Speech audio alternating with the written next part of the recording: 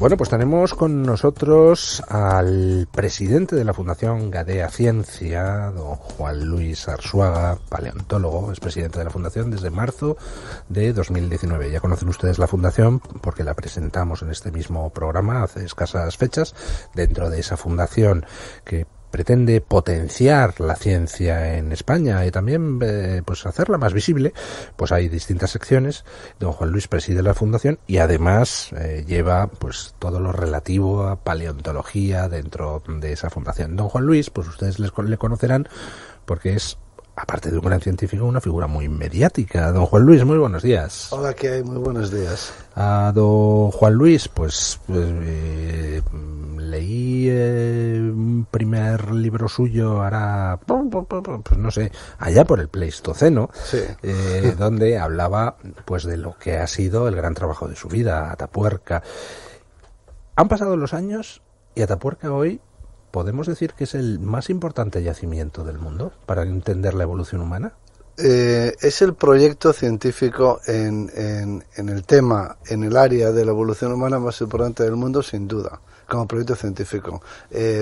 Para empezar, es el yacimiento, el conjunto de yacimientos que han proporcionado más fósiles humanos de la historia. Pero además es el proyecto que ha producido más ciencia, más trabajos de investigación en revistas top, en revistas de primer nivel, pero también es el proyecto en el que hay mayor número de investigaciones, de centros de investigación implicados, el proyecto en el que trabajan más centros personas, de investigación de todo el mundo. De todo el mundo, sí, es una red, es el proyecto en el que hay más gente excavando en verano, es el proyecto también que tiene más inversiones, es el proyecto que tiene más socialización, que tiene un museo muy grande.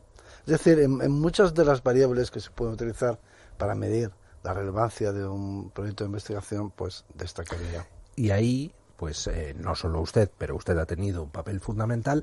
Una cosa es que un hallazgo científico sea importante y otra cosa es que luego se sepa comunicar, y usted ha sabido como nadie aunar los dos aspectos del problema de tal forma que se ha conseguido una visibilización que efectivamente en otros casos quizá no existe.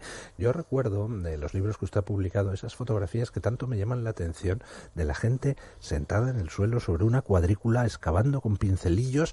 Debe de haber bofetadas para excavar en Atapuerca, ¿no? Pues la verdad es que sí, hay mucha demanda. Además, Atapuerca, por otro lado, es una gran escuela. Es una escuela de formación de arqueólogos, de paleontólogos, de geólogos, en fin. Es una escuela de primer nivel, quizás sea la escuela del mundo donde, bueno, pues por donde han pasado todos los profesionales en este área. Es decir, que tiene también esa vocación y esa función de ser el yacimiento en el que se han formado muchos científicos. Atapuerca se descubre en el año 1972, pues por accidente, ¿no?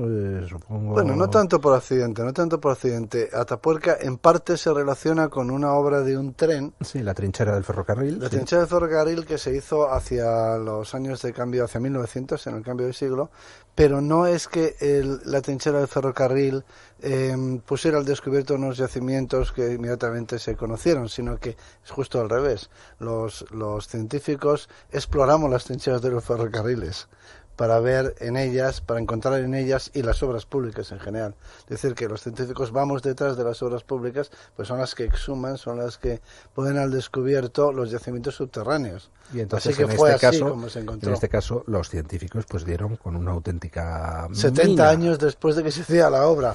Y además, sobre todo, se empezó en una cueva que está cerca. Usted no se incorporó hasta 10 años después del descubrimiento de aquel yacimiento, ¿no? Hacia 1982. No exactamente. Lo que se produjo en 1976 fue el hallazgo en el seno de las excavaciones, pero lo que son las excavaciones sistemáticas en Atapuerca no empezaron hasta el año 82, que es cuando yo intervine. Antes hay unas prospecciones, primeros análisis, y yo estaba ya en esa época en la investigación, en el laboratorio, pero me incorporo en cuanto las excavaciones empiezan a hacerse de una forma Y a lo mejor hay organizada. alguien que se está haciendo la idea de que pues llega allí Juan Luis Arzuaga, de repente mira y dice, anda, un hueso y tal. Pues no, las cosas no son así. Usted empezó las excavaciones sistemáticas junto con José María Bermúdez de Castro y Eudald Carbonell en 1982, pero el primer hallazgo importante, trascendental, tardó en llegar 10 años, ¿no? Sí, durante todos esos años hicimos descubrimientos interesantes y descubrimientos que nos parecían relevantes y que se publicaban en revistas científicas, pero pues no destacaban como empezó a destacar Atapuerca. Atapuerca se convirtió en un yacimiento estrella, vamos a decirlo así, en un yacimiento internacional, a partir del descubrimiento de los cráneos en la cima de los huesos del año 1992. Entonces, cuando se trascienden, digamos, lo que es un yacimiento bueno y se convierte en un yacimiento histórico. Y después, 5 años después, se descubre el Homo antecesor, ¿no? En el año 1994 se descubren unas cuantas cosas, pero pasamos de encontrar fósiles humanos en un único yacimiento, que es la cima de los huesos, a encontrar fósiles humanos en 2 yacimientos, y en este segundo yacimiento aparecen fósiles aún más antiguos. Y luego, posteriormente, se han encontrado fósiles humanos aún en más yacimientos. ¿Y qué hemos aprendido gracias a Atapuerca sobre la evolución humana? Bueno, ¿Qué ha cambiado? Hemos conocido a nuestros antepasados. Es como si una persona pues no hubiera conocido a sus padres o a sus abuelos y fuera huérfano. Fuera huérfano o hubiera perdido la memoria, no lo sé, más bien hubiera perdido la memoria. Fue un amnésico. Y de pronto pues empieza a conocer a sus antepasados. Pues nosotros no conocíamos a nuestros antepasados más antiguos, y a partir de estos descubrimientos es como si nos hubiéramos reencontrado con nuestra familia, ¿no? Hubiéramos descubierto quiénes son nuestros abuelos. Cuando ustedes publican su artículo en la revista Science en 1997, era la primera vez en más de 30 años que un grupo científico proponía una nueva especie dentro del árbol genealógico de la evolución humana. Sí, porque claro, ya ha pasado algún tiempo desde que empezó la ciencia de la prehistoria y se han ido descubriendo especies y por lo tanto cada vez quedan menos huecos por rellenar. Pero aquí había un hueco muy grande porque no había fósiles en Europa hasta hace medio millón de años, hasta el punto de que se pensaba que nadie había vivido antes. El hueco era tan grande que se pensaba que ni siquiera había hueco, que no había habido poblamiento humano europeo antes de esa fecha, y al aparecer fósiles en torno al millón de años, pues claro, se trata de un descubrimiento que nos pone delante de una humanidad de la que no teníamos noticia. ¿Qué ha pasado con todo el debate científico acerca de uno de los descubrimientos que ustedes hicieron, que es el de que pues esos antecesores nuestros practicaban la antropofagia? Bueno, ¿cómo pueden ustedes saber que practicaban la antropofagia?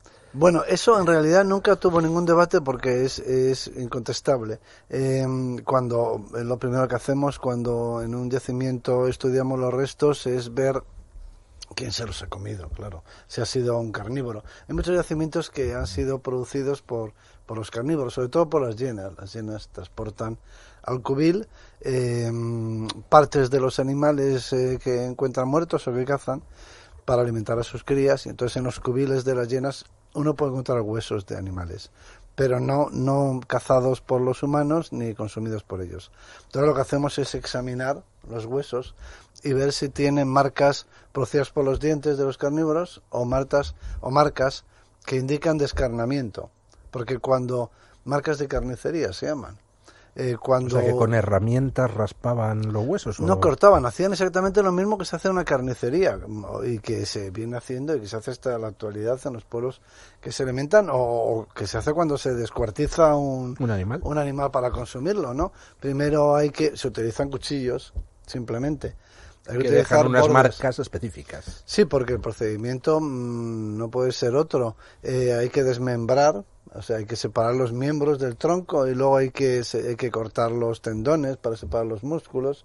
Finalmente se termina ya dejando pelado el esqueleto, pero y se continúa porque los huesos aún se rompen para extraer el tuétano. Es decir, esa es una manera de procesar el alimento que es muy predecible, es muy estandarizada.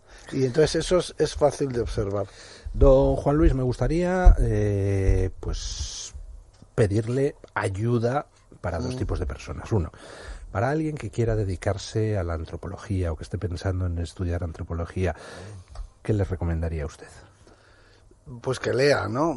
Pero y si quiere, y hasta podría ir más lejos, que lea Shakespeare también, porque el estudio de la evolución humana, a fin de cuentas, es aunque sea una disciplina científica que se estudia carreras de ciencias, en muchos casos, no deja de ser una parte de las humanidades.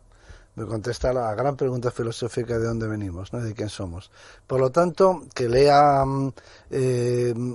si tiene la vocación, si tiene la inquietud, vamos a decirlo así, de averiguar cuál ha sido nuestra historia más antigua, pues que lea, que visite los lugares. En España tenemos un patrimonio prehistórico excepcional y además con arte prehistórico, notabilísimo. Es decir, que se mueva, que viaje, que conozca los sitios, que lea. Y luego, yendo un poco más allá, si ya se ha leído todo de prehistoria, que no se contente o que no se conforme solo con la prehistoria, sino que lea desde Unamuno hasta Shakespeare, a todos los que han hablado sobre el ser humano, que adquiera una cultura la más grande posible. Alguna vez se me ha acercado alguien y me ha dicho que lee todos los libros de prehistoria y que le recomiendo, y yo le he contestado, que es un poco una provocación, pero tiene su sentido. Yo he contestado, pues lea Shakespeare. Hay mucho sobre el ser humano en Shakespeare. O en Cervantes. Ahí puedes aprender mucho sobre el ser humano. Porque uno de las habilidades del buen paleontólogo es aprender a ponerse en la piel de aquellos antecesores y tratar de razonar como ellos para entender lo que uno está viendo, ¿no? Claro, porque nosotros estudiamos la anatomía humana, y evidentemente la anatomía humana pues es, vamos a decirlo así, biología, sin más, ¿no? Pero cuando uno intenta estudiar no solo eso, sino también la evolución de la mente humana, la aparición del lenguaje, la aparición del simbolismo, la aparición del arte, pues ya estamos entrando en un terreno más de las humanidades y por lo tanto pues una formación amplia pues abre ventanas. Ayuda a ser mejor detective. Y una ayuda para otro tipo de personas. Usted es presidente de la Fundación Gadea Ciencia, en ella lleva todo lo relativo al tema de paleontología. Si alguien tiene un proyecto en el campo de la paleontología en estos momentos en España, ¿cómo puede ayudarle la Fundación Gadea Ciencia? ¿Qué puede hacer a él? ¿Qué ventajas le da el acercarse a la Fundación? Bueno, la Fundación Gadea trabaja por la ciencia en España, ¿no? Ahí se reúnen los científicos más importantes en España y esa es su vocación, ¿no? Ser una asamblea, ser un lugar de encuentro, una asociación de científicos para promover la ciencia en el país. No es una entidad financiadora como tal, directamente, pero sus fines son mejorar la financiación pública y privada, ¿no? Entonces es una fundación que todavía está en sus orígenes. Un lobby científico en el buen sentido de la palabra. Bueno, claro, pero puede hacer mucho más que presionar al gobierno. Quiero decir que también se puede promover la financiación privada de la investigación. Y eso en España también tenemos mucho que avanzar. Nos quejamos de una falta de una escasa financiación pública en comparación con los países, con la media europea, sin ir más lejos, pero también tenemos que mejorar mucho en financiación privada procedente de las empresas.